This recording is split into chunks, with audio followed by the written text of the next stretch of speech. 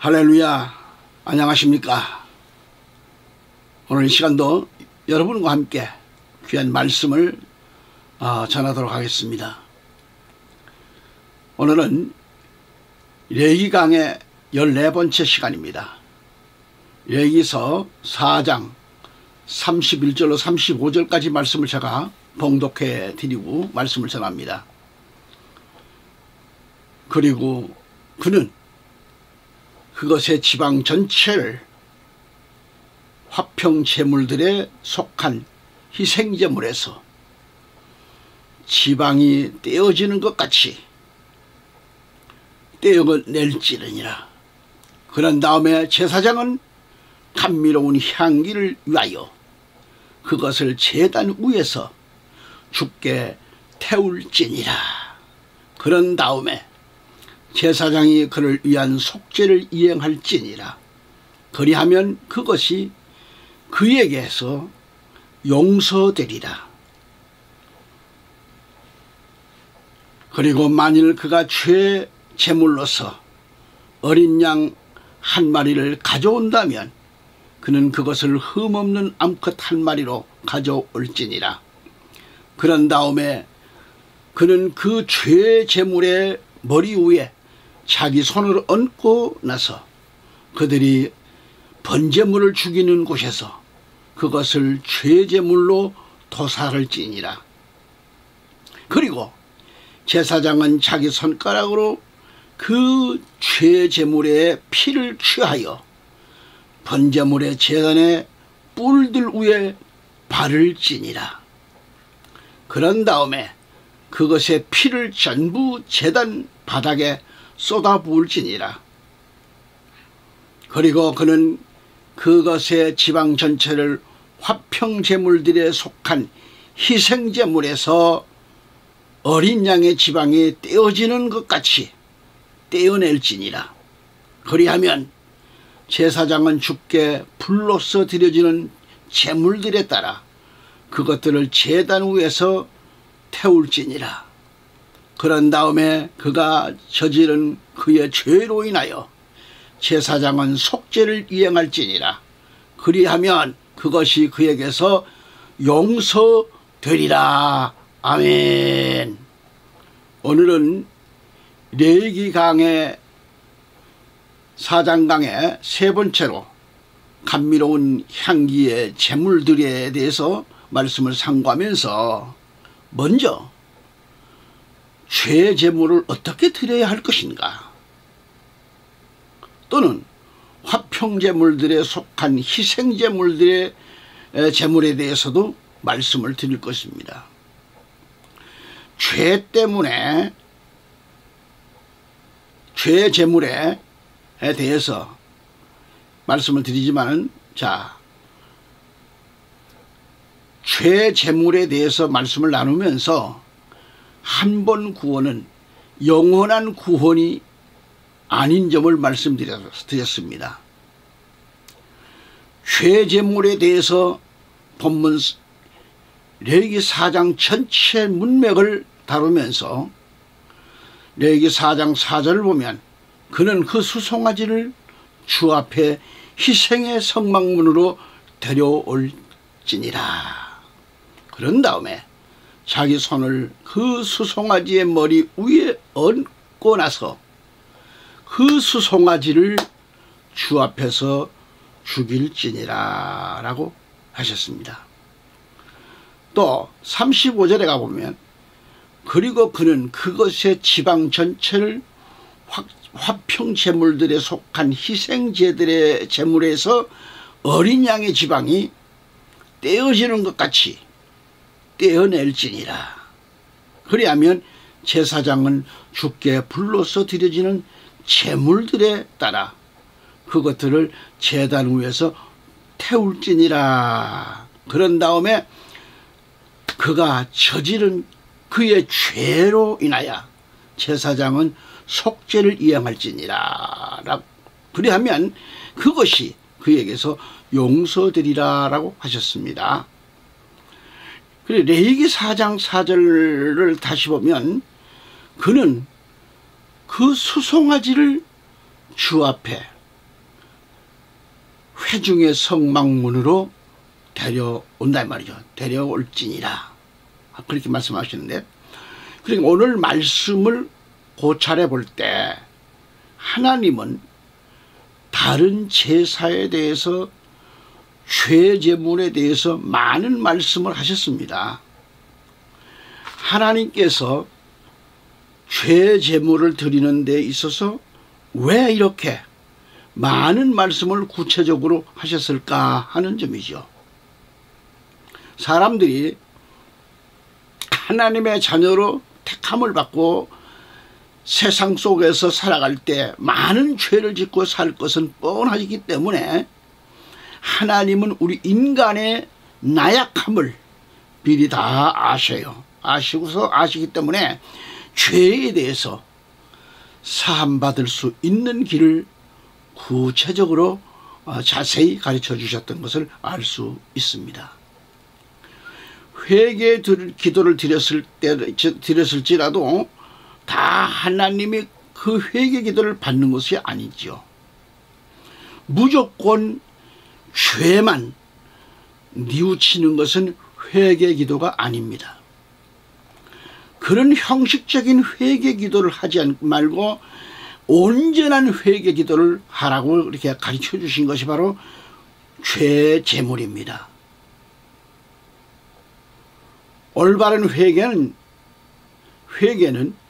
내 속에, 마음속에 새롭게 이렇게 살아나야만 합니다. 심령이, 마음이 새롭게 살아나야 돼요.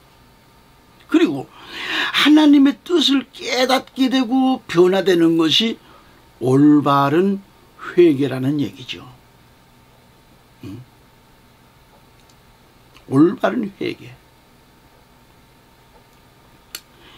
그래서 로마서 12장 2절의 말씀을 보면, 그런즉 이 세상에 동화되지 말고 오히려 너희는 너희 생각을 새롭게 함으로써 변화를 받을지니 너희로 하여금 하나님의 선하신 뜻과 기꺼이 받으실 만한 뜻과 완전하신 뜻이 무엇인지 입증하게 하려 함이라 라고 말씀하셨어요. 애청자 여러분, 이 말씀을 각인하는 마음에서 성경 말씀을 깊이 있게 또 묵상하면서 하나님은 우리를 너무도 사랑하셔서 죄 제물을 드리는 방법 7가지를 가르쳐주고 계십니다. 첫째, 회중의 성막문으로 데려오라 그랬어요. 둘째는 주 앞에서, 하나님 앞에서 그 수송아지를 도살하라는 얘기입니다. 죽이라. 세 번째는 제사장은 그 수송아지의 피를 취해서 제단에 피를 뿌렸는데 2가지로 뿌렸어요. 하나는 제사장은 그 피의 일부를 하나님 앞에서, 곧 회중의 성막 안에서 감미로운 그런 향을 바치는 제단의 뿔들 위에 발라야 돼요. 뿔에다가 바릅니다. 뿔들 위에. 둘째는 족장들과 평민들의 제물의 피는 번제단 뿔에 발랐다고 그래요. 번제단 뿔에 발랐다. 우리들 각자가 이 말씀을 각인하는 마음에서 성경을 깊이 있게 묵상해 본다고 하면, 하나님은 우리를 너무너무 사랑하셔서 죄 제물을 드리는 방법 7가지를 우리에게 가르치고 계십니다. 가르쳐 줬어요. 첫째는 회중의 성막문으로 데려와서, 그 다음은 그 수송아지를 주 앞에서 죽일지니라, 도살하라는 얘기죠. 세 번째는 그 수송아지의 피를 뿌렸는데 2가지로 뿌렸다고, 2가지로요. 첫째는 제사장과 회중의 제물의 피는 성막 안 향단에 발랐습니다. 두 번째는 제사장은 그 피의 일부를 회중의 성막 안에서 감미로운 향을 바치는 죄제물의 피니 번제단의 뿔들 위에 바를지니라고 하셨거든요. 그 다음에 네 번째는 죄제물을 위한 수송아지의 피는 번제물의 제단 바닥에 쏟는다 그랬어요. 다섯째는 죄제물의 모든 기름과 콩팥을 전부 취해서 번제물의 제단 위에서 태우라 그랬습니다. 태울지니라. 여섯 번째는 수송아지 전체를 진영 밖에 있고 재들이 쏟아버려지는 그런 한 정결한 장소로 옮겨가서 장막 위에다 그를 불로 태워야 돼요. 재들이 쏟아버려지는 곳에서 말이죠. 거기서 태워져야 됩니다. 그 다음에 일곱 번째는 제사장은 속죄를 이행할지니라 하셨어요. 속죄를 이행하라. 그리하면 그것이 그에게서 용서되리라고 말씀합니다. 그러니까 온전한 회개는 이러한 일곱 가지가 반드시 있어야 돼요. 그래야 올바른 죄 제사로 인하여 회개 기도로 갈 수 있겠죠. 따라서 이 말씀들을 정리해 본다면 여러분이 죄제물이 되는 것도 중요하지만 그 죄제물을 드리는 방법이 중요한 겁니다. 반드시 하나님의 말씀에 의해서 그대로 드려져야만 합니다. 여러분, 각자가 드리는 회개기도가 무조건 죄에 대한 뉘우침 가지고서는 여러분의 죄가 사함받지 못하는 거예요. 이 시대에 온전한 회개가 이루어지지 않았기 때문에 성도들이 죄를 밥 먹듯이 죄를 뉘우치고 또 죄를 지는 것을 계속 반복하고 있습니다. 물론 우리가 연약하여 죄를 짓는 것은 어쩔 수 없다고 하겠지만은 충분히 우리가 죄와 싸워서 이길 수 있는 하나님의 백성인데도 불구하고 적당히 죄와 타협하고 또 회개하라는 것을 이용하고 있습니다.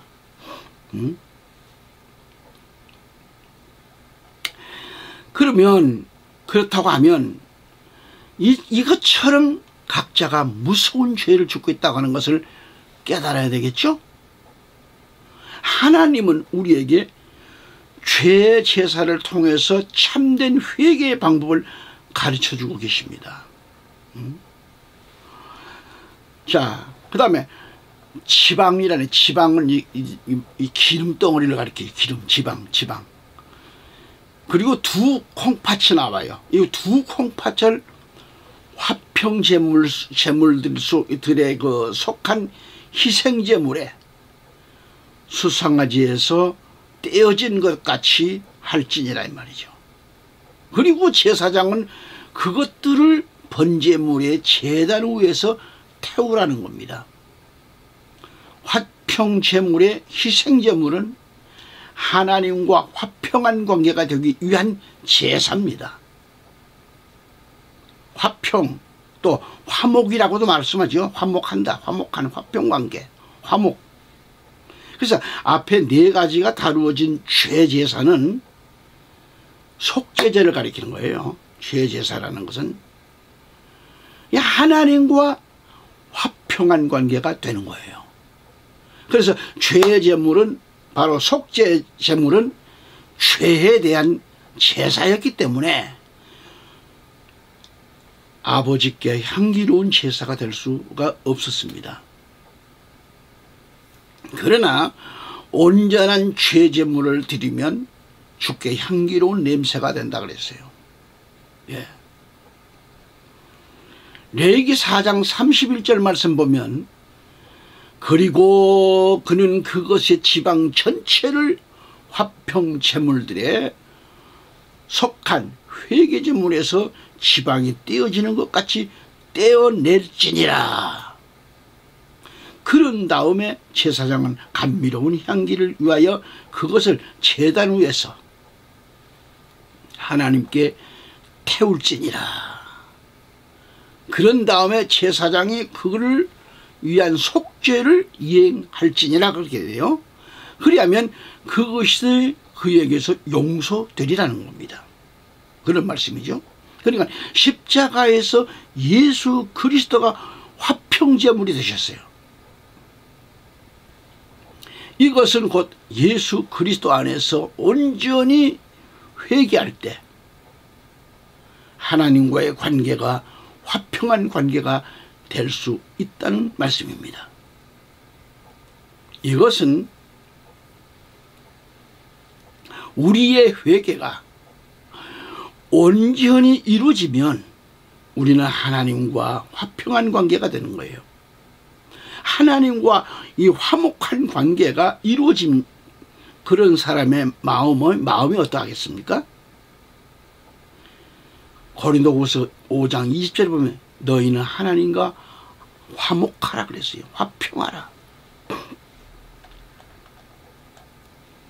그 다음에 수송아지 전체를 진영박입니다. 진영박, 재버리는, 우리말로 말하면 쓰레기통에, 바깥에 쓰레기통에 말이죠. 진영박, 회중의 성막 밖을 말합니다. 성막 밖에, 진영 밖에 재버리는 곳에서 태우라 그랬어요. 죄를 철저히 싫어하시는 하나님의 모습을 말합니다. 예수 그리스도께서는 십자가에서 철저히 버림당하셨습니다.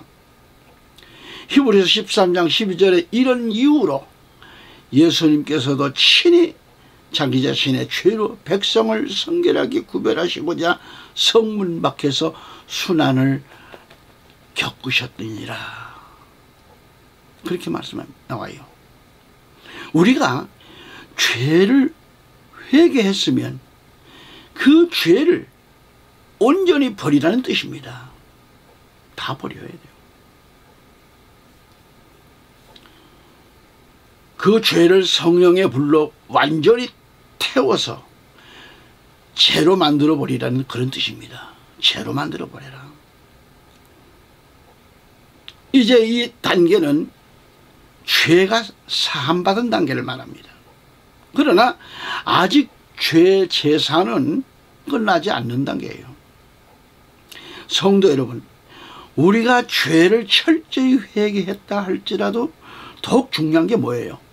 중요한 것은 죄에 대한 미련을 완전히 그 가슴에서 버리라는 거거든요. 온전한 회개는 그 죄에서 미련 없이 돌아서는 것을 가리키는 겁니다. 그 죄에서 미련 없이 돌아서라. 응? 그 다음에 제사장에게 속죄함을 받아야 돼요.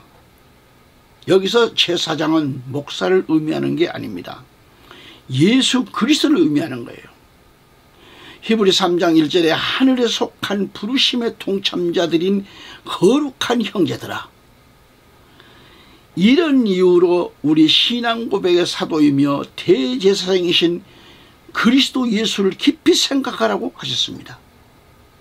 우리가 죄를 회개하고 오직 그리스도 안에서 자유함을 얻어야 되는 거예요. 그리해야 합니다. 특히 로마서 8장 2절에 뭐라고 말씀하실까요?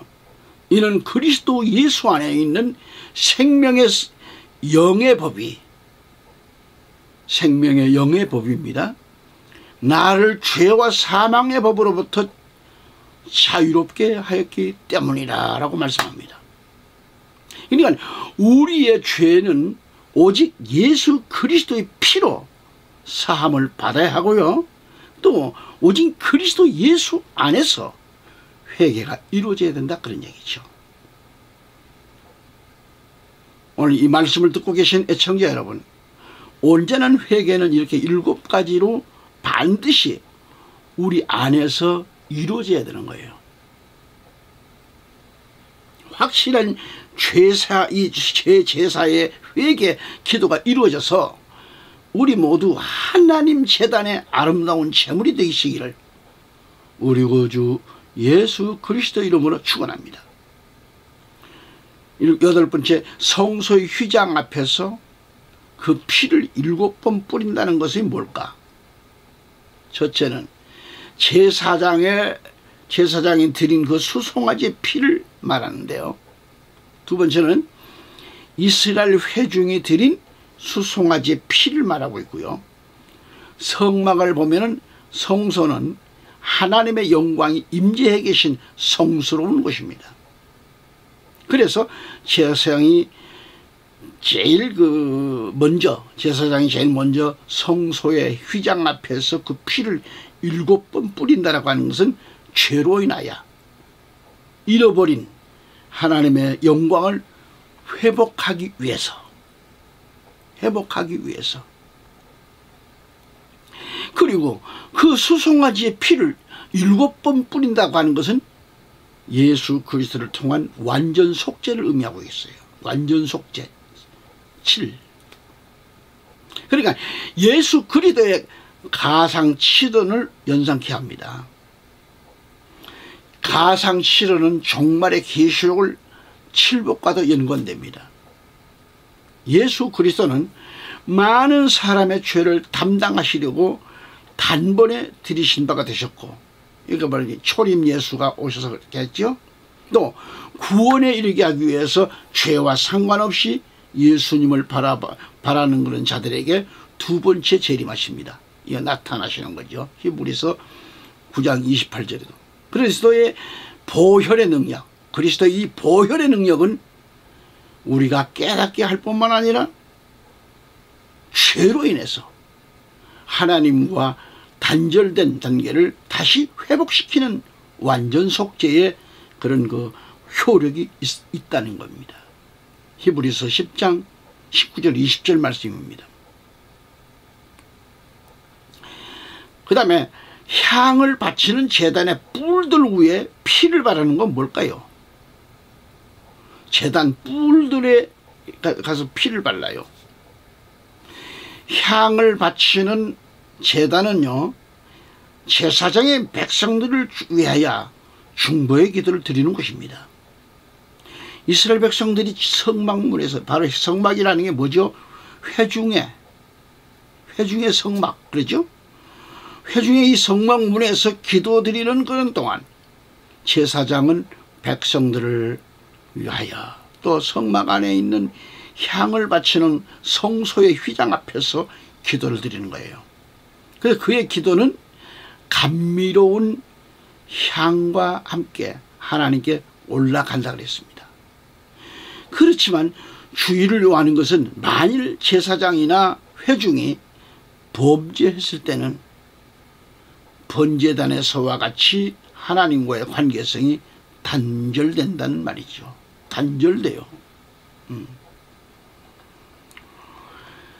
그렇게 되면 어떻게 돼요? 하나님께 기도할 수 없게 되잖아요. 따라서 하나님께 기도를 아무리 많이 한다 할지라도 향만 낭비할 뿐 아무런 그런 효능이 없게 되는 거죠. 그것은 진실한 기도가 아니라 형식에 불과한 기도를 하고 있었기 때문에 그런 거예요. 또 하나님께서는 그러한 죄인의 기도는 연락하시지 않는다는 거죠. 요한복음 9장 31절에 하나님께서는 죄인들의 말을 듣지 아니하신다고 하셨습니다. 죄인들의 말 안 들어요.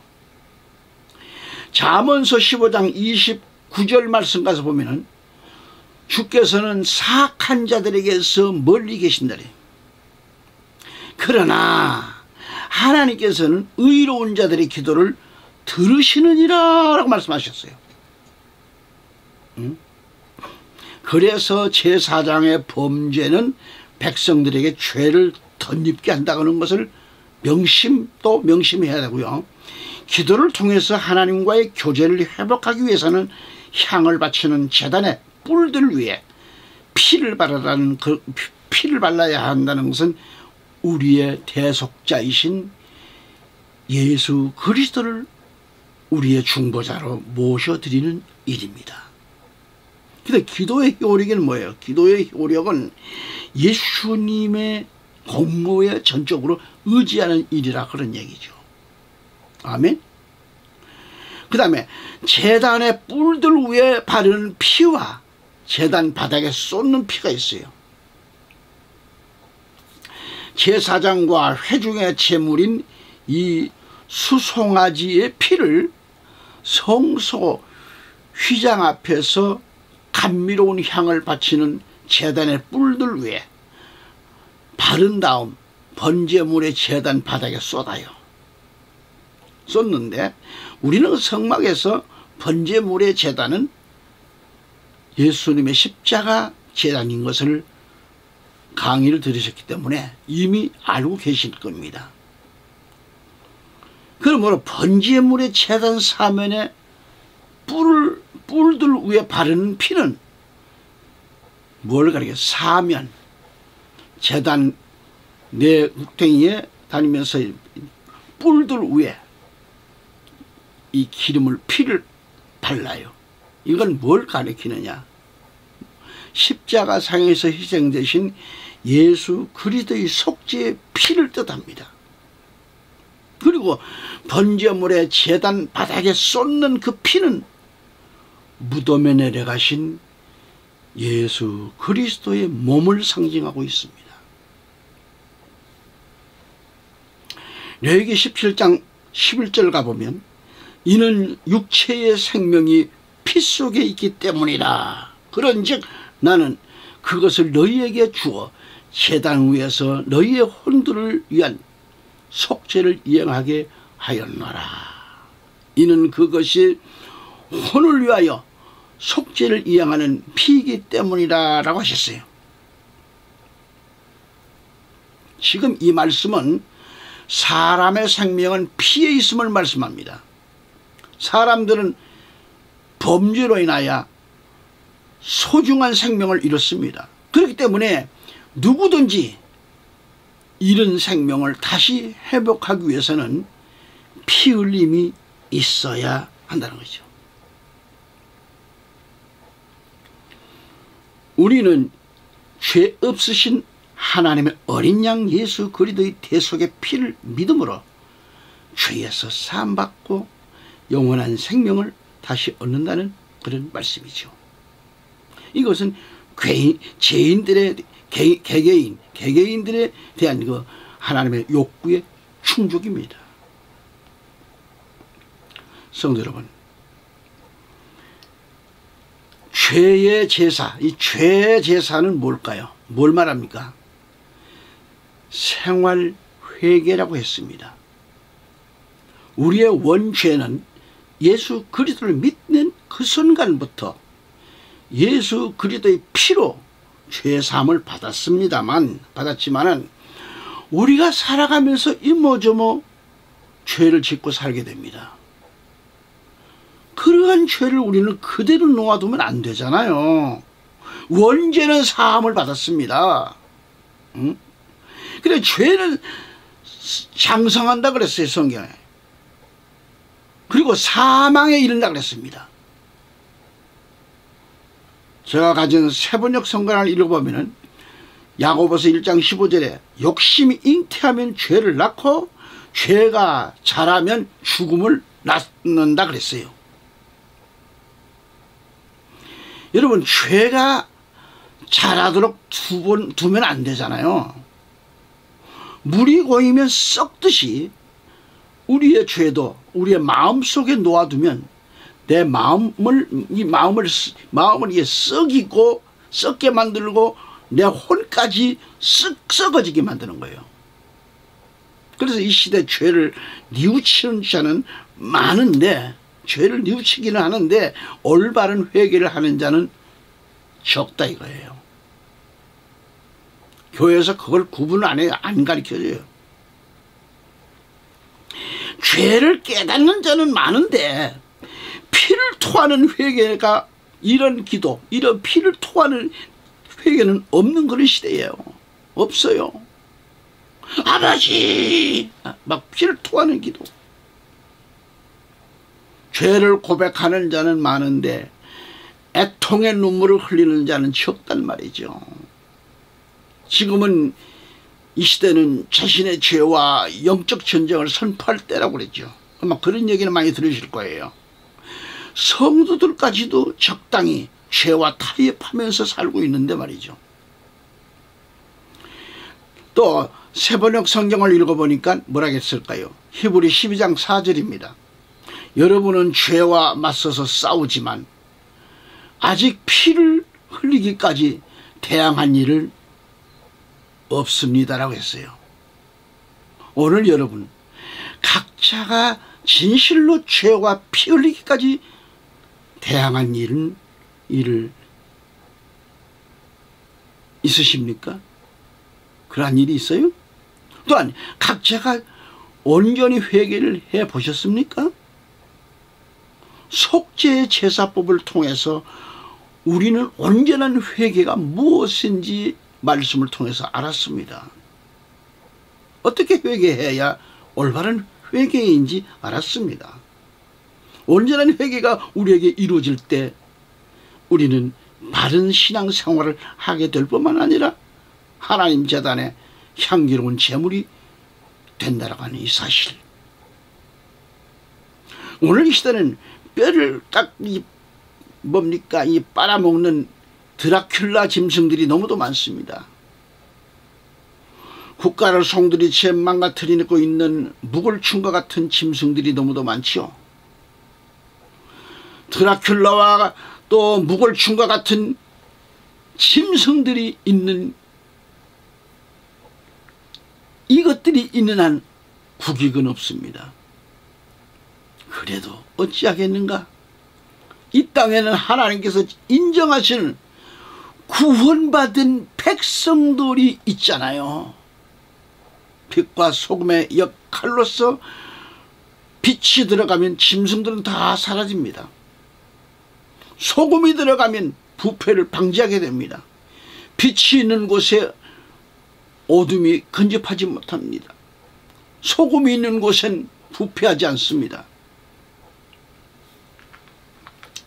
이렇게 되기 위해서 우리는 목적을 가지고 하나님 앞에 기도드려야 합니다. 그리고 목사는 목사다워야 합니다. 성도는 성도다워야 합니다. 나와 여러분은 하나님의 그 사람들이잖아요. 응? 하나님의 사람들. 목사와 성도는 거룩한 백성들이라고 성경은 말합니다. 구별된 백성들이에요. 세상과 구별되었고. 응? 그러니까 우리는 구별된 사람들인데, 그래서 레위기 20장 7절에 이렇게 말씀합니다. 그러므로 너희는 너희 자신을 구별하여 거룩할지니 그랬어요. 거룩할지니 나는 주 너의 하나님이니라 라고 말씀합니다. 민수기 11장 18절에 가보면 너희 자신을 거룩히 구별하라 이렇게 말씀합니다. 너희 자신을 거룩히 구별하라. 이것은 하나님의 말씀입니다. 성경에 구별하라, 거룩히 구별하라는 말씀이 192회가 기록되어 있습니다. 192회. 그만큼 하나님 백성들은 조심 또 조심해야 하고 거룩해야 하고 모든 일에 있어서 구별되어야 되는 말. 모든 일에 있어서 어디를 가든지 구별된 삶을 살아야 돼요. 그런데 목사다워야 하고 성도다워야 하는데 크리스찬다워야 하는데 말과 행동에 있어서 상식을 벗어난 자들이 많습니다.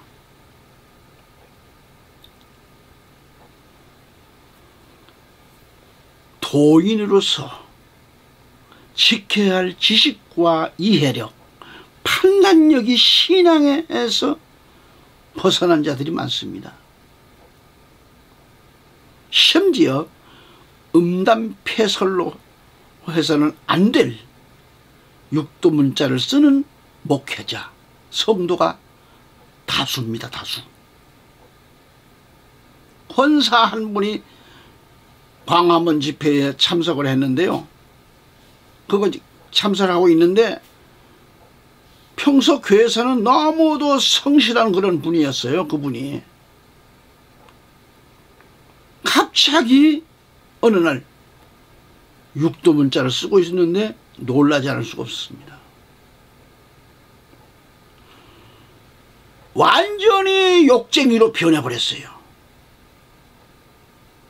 애청자 여러분, 그리스도 안에 있는 우리는 거룩히 구별된 성스러운 백성임을 알아야 합니다.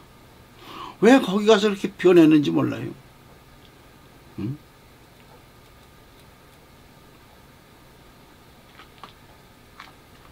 제가 놀라는 것은 제가 존경하는 세계로교회 손현보 목사님이 갑자기 전광호 목사를 닮은 것을 봤습니다.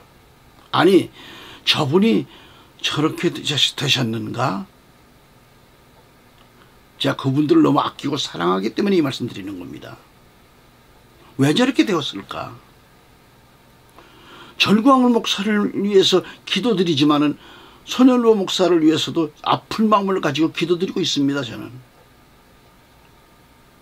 정말 강원에서 하는 일들과 손현보 목사 이런 분들이 하는 일들을 지금 국가가 이 지경이 되는데 저분들이 얼마나 애쓰십니까?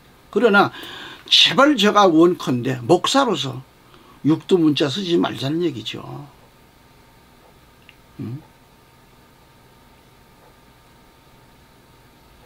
요나단인지 우리 전광훈 목사하고 같이 오랫동안 그렇게 팀을 이루시더니 얼마나 욕쟁이가 되는지 몰라요. 안 돼요. 안 돼요. 한국교회 한 목사 한 사람으로서 제가 권합니다. 안 돼요. 거기서 왜 욕을 합니까? 하나님 백성들이 하나님 앞에 무릎 꿇고 기도하고 나라와 민족을 위해서 기도하는 건 너무너무 환영하고 좋습니다. 그럼 육두 문자는 쓰지 말라는 얘기죠.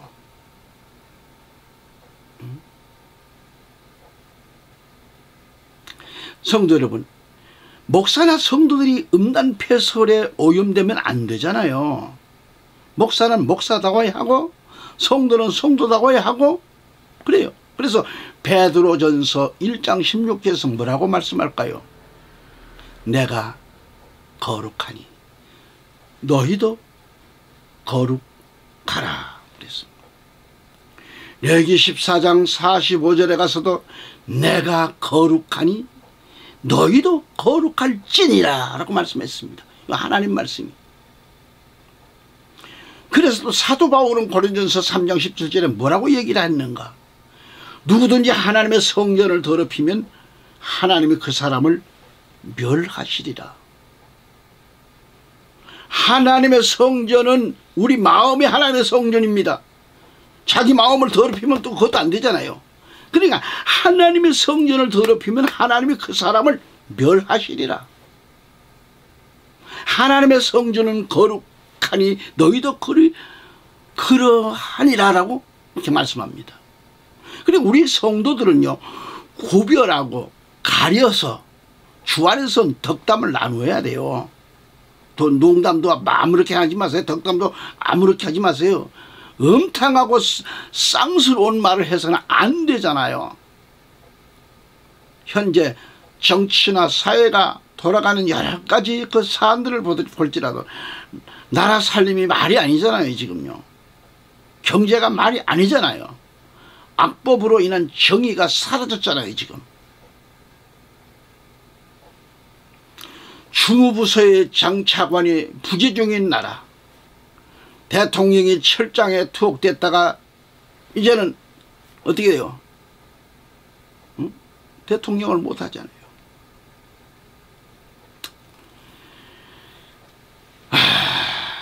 탄핵당했잖아요. 정의는 없고 불의가 지금 주인 노릇한 나라. 이렇게 된 원인은 누굴 탓하기 전에 먼저 우리 기독교회의 책임이 더 크다는 것을 저는 생각합니다. 오늘 방송 설교하고 있는 이 사람도 마찬가지예요.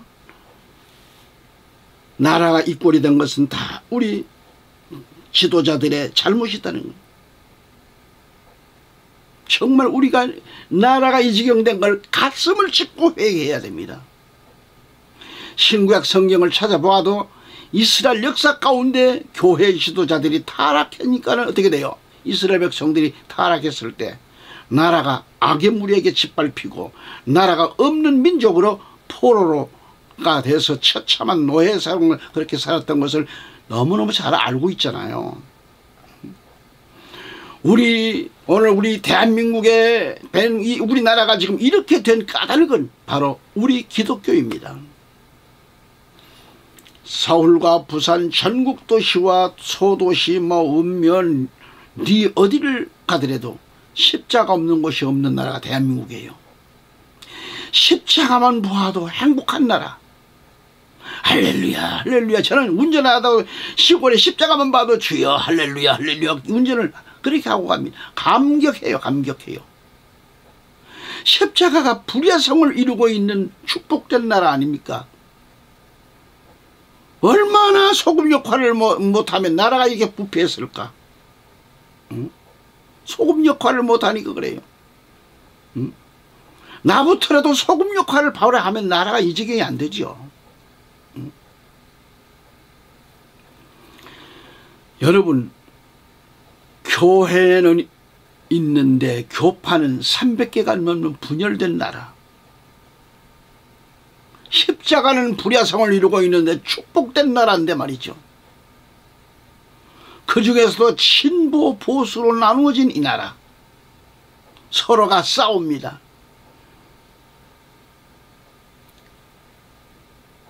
예수와 그리스도교가 싸웁니다. 그래 이들 교단들은 하나같이 자기 교단이 장자래요. 장자총회래요. 몇 명뿐인 교당도 아니 자기네 총회가 장자총회라고 큰 소리칩니다.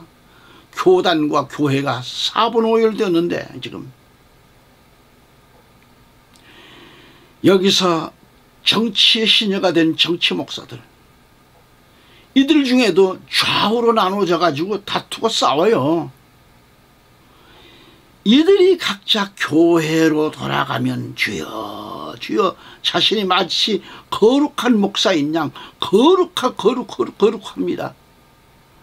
마태복음 7장 21절에 나더러 주여 주여 하는 자마다 다 천국에 들어갈 것이 아니요 다만 하늘에 계신 내 아버지의 뜻대로 행하는 자라야 들어가리라 라고 말씀하셨어요. 마태복음 12장 50절에 누구든지 하늘에 계신 내 아버지 뜻대로 하는 자가 내 형제요 자매요 어머니이니라고 하시더라 그렇게 말씀이 나와요. 여러분, 주님 앞에 설 자격이 있습니까? 마태복음 10장 37절에 만일 내가 내 아버지의 일을 행하지 아니하거든 나를 믿지 말려니와 하는 이 말씀을 하셨어요. 세번역 성경을 보면 또 요한복음 10장 37절을 보니까 내가 내 아버지의 하지 아니하거든 일을 행하지 아니하거든 나를 믿지 말라 그랬어요. 나라가 이 꼴이 된 것도 다 내 탓이라고 해야 돼요. 그동안 기도가 부족했습니다. 한국 교회의 분열도 다 내 탓입니다. 내 기도가 부족했습니다. 말은 주여 주여 했지만 하나님의 뜻을 쳐버린 행위들이 많았습니다. 내가 주인에 되어서 아버지의 뜻을 행하지 않았고 내 뜻대로만 살아온 것 주여 주여 하고 그렇게만 하고 살았습니다. 하고 이제부터 내 아버지의 뜻하심이 무엇인가를 깨닫고 나라와 민족을 위해서 위정자들을 위해서 한국 교회를 위해서 기도하시되 먼저 그의 나라와 그의 의를 구하는 삶이 되시길 바랍니다. 회개의 기도가 내 입술에서 내 마음에서 끊어졌다면 그때부터 하나님과 단절된 자라는 것을 깨달아야 합니다. 죄 제사의 제사법을 우리에게 그렇게 알려주신 우리 하나님의 뜻이 무엇일까요? 우리를 사랑하신다는 뜻입니다. 우리를 제물 삼으시겠다고 하는 하나님의 뜻입니다. 제단의 제물은 아무나 되는 게 아니죠. 예수 그리스도 안에서 그리스도로 인하여 흠없는 자만이 제물이 될 수 있다는 말씀이죠. 베드로전서 3장 2절에 12절입니다. 주의 눈은 의로운 자들 위에 거하며 그분의 귀는 그들의 기도에 열려 있으되 주의 얼굴은 악을 행하는 자를 대적하느니라 라고 말씀합니다. 요한계시록 14장 4절 5절 말씀을 봅니다. 이들은 여자들과 더불어 자신을 더럽히지 않는 자들이니 그들은 처녀들이니라. 이들은 어린 양께서 가시는 대로 그분을 따라가는 자들이며 사람들 가운데서 구속을 받아 하나님과 어린 양께 첫 열매가 된 자들이더라. 그들의 입에서 교활함을 찾을 수가 없었으니 그들은 하나님의 왕자 앞에서 잘못이 없도다라고 하신 이 말씀 말이죠. 그 입술에서 그 입에서 교활함이 없어요.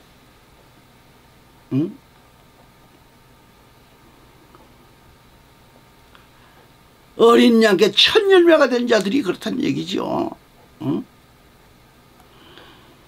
그리고 그들은 누군가?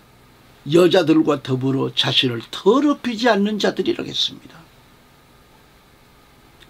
그래서 그들은 깨끗한 처녀들이라고 했습니다. 오늘 우리는 하나님 성막, 이 회막 성단의 제물이 된 모습입니다. 그러므로 우리는 하나님 제단에 향기로운 제물들이 되어야 돼요. 또한 화목헌물이 되어야 돼요. 그래서 제단 위에서 감미로운 향으로 바치는 제물들이 되어야 합니다. 하나님께 드려지는 향이 되어서 그 기도의 향이 하나님 전에 가득한 복 있는 성도들이 다 되시기를 우리 구주 예수 그리스도 이름으로 축원합니다. 아멘.